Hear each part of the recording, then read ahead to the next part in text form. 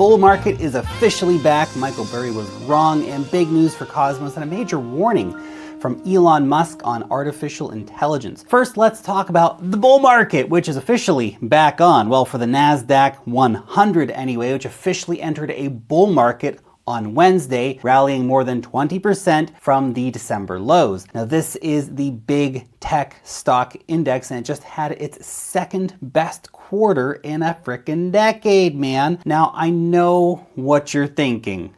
Lark, why are you talking about NASDAQ, man? Nobody cares about stocks. I want to know about the magic internet money.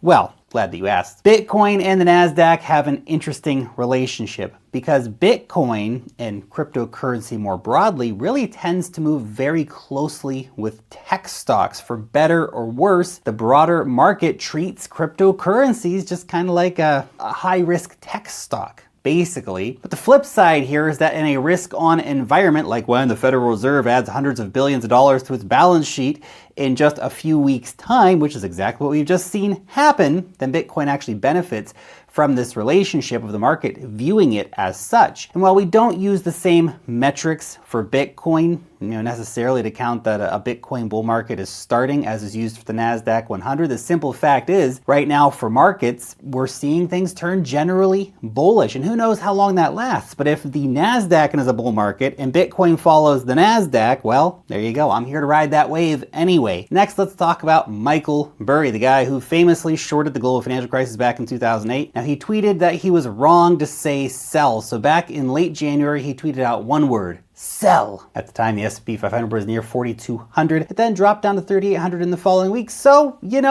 he wasn't totally wrong, but he was expecting complete Armageddon in the markets. The market did turn bearish short term, but now the situation is dramatically different than when he tweeted just a couple months ago. We are right now in an era of unprecedented money printing again. And look, Burry could not really have predicted a major banking crisis would end up forcing the Federal Reserve to turn on the money printers again, thus creating this new risk-on environment, great for tech stocks and Bitcoin and all that stuff. Yeah, look, we all get it wrong. I was feeling very bearish at the end of 2022, and it clouded my eyes to the opportunity that was in front of me in the cryptocurrency markets. Oh, sure, I kept buying my Bitcoin every week very diligently, but I missed some huge altcoin gains due to bear market PTSD. Remember, it's not about being right all the time. It's just about being right enough to make money. That's what it comes down to. Now, before we talk about the changing world order, artificial intelligence, and Cosmos, if you are a trader, then make yourself an account over on Bybit. It is the best place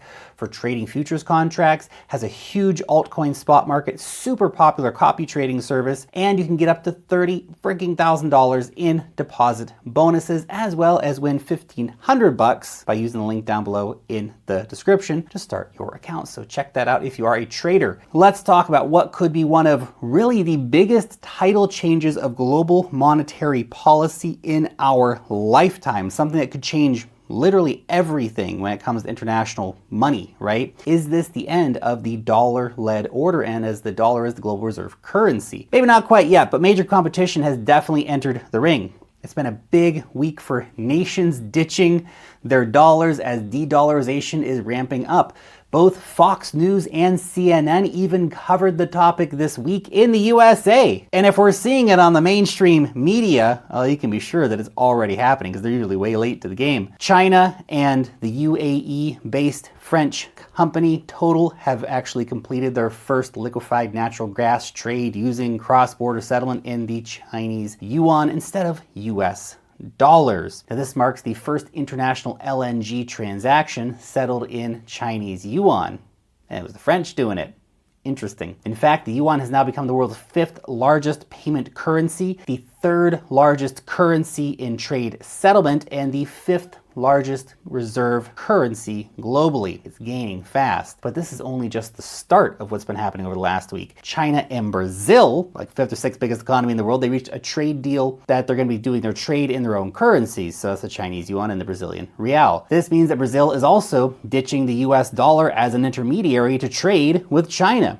That's because China is Brazil's biggest trading partner. Why would they use dollars between them? Neither of them really want dollars. Last year, we saw a record $150.5 billion in bilateral trade between these two countries. Huge, right? But wait, there is more. Saudi Arabia has entered the chat, right? They actually got into a trade agreement via the Shanghai Cooperation Organization with China, Russia, India, Pakistan, and 4 other Central Asian nations. Big, big news. Now the BRICS nations, which are Brazil, Russia, India, South Africa, and China, of course, have overtaken the G7 nations in GDP this week. That's huge. That's huge. The BRICS just overtook the GDP of the frickin' G7, man. Holy fricking cow. From a financial sense, it's been one of those weeks where decades seems to have happened. There's so many big stories in terms of international monetary policy.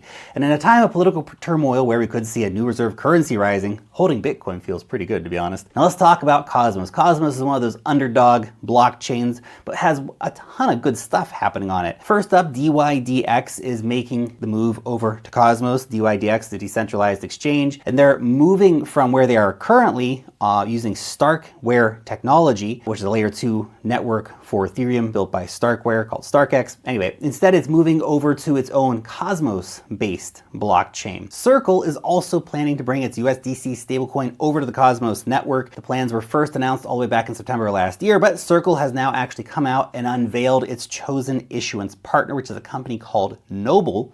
Now, this is an issuance chain built on the Cosmos network through the IBC framework. USDC is going to be the first native fiat-backed stablecoin to exist in the Cosmos ecosystem. It could be a big boost for Cosmos. Cosmos-based blockchain as well, Injective, has released a layer 2 testnet for Solana-based applications. The testnet uses Solana's rollup called C-Level Virtual Machine. This means that Solana developers can now actually test their applications within the Cosmos ecosystem without